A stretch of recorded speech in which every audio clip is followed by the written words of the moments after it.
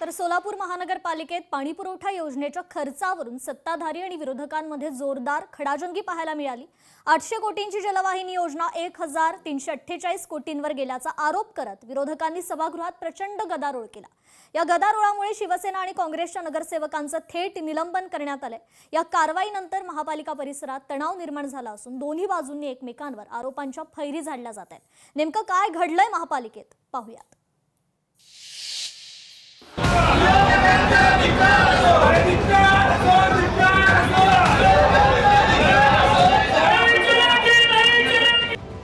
सोलापूर महापालिकेत मोठा राडा, जलवाहिनीवरून विरोधक सत्ताधारी आमने सामने, नगरसेवकांचं निलंबन, गदारोळ वाढला।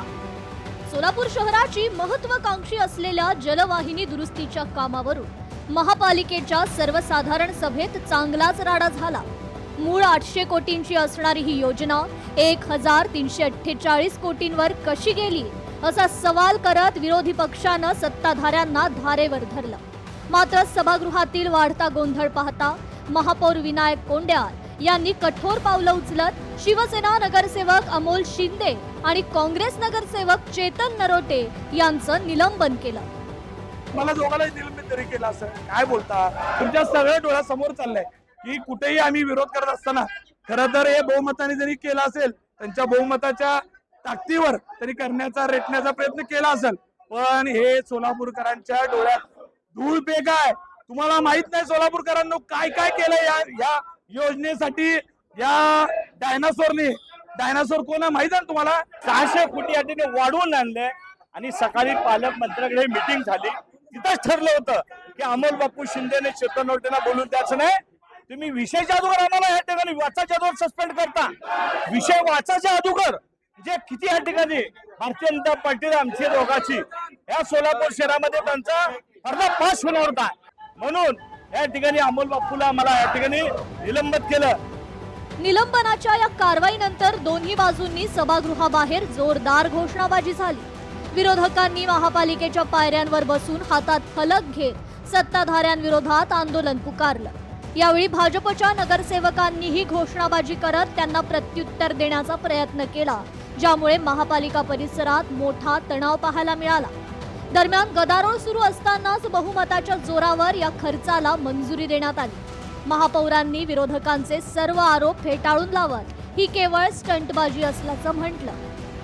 कुठलेही चांगले विषय आले असताना या ठिकाणी स्टंटबाजी करणे, लोकांमध्ये या ठिकाणी माईक वडावडी करणे, परत लोकांमध्ये नगरसेवकांमध्ये दहशत पसरवणे असे या ठिकाणी नगरसेवक वागतात। त्यामुळे आम्ही वारंवार त्यांना या ठिकाणी सूचना दिल्या होत्या की आपले जो ही सोलापूर महानगरपालिकेची जी सभा आहे ती व्यवस्थित चालली पाहिजे, पण ते तसं न होता कायम या ठिकाणी ते या ठिकाणी गोंधळ घालत असताना कुठलाही विषय दिशाभूल करणे, माईक वडावडी करणे या हिशोबाने ते करत असताना आम्ही त्यांचं या ठिकाणी निलंबन केलं।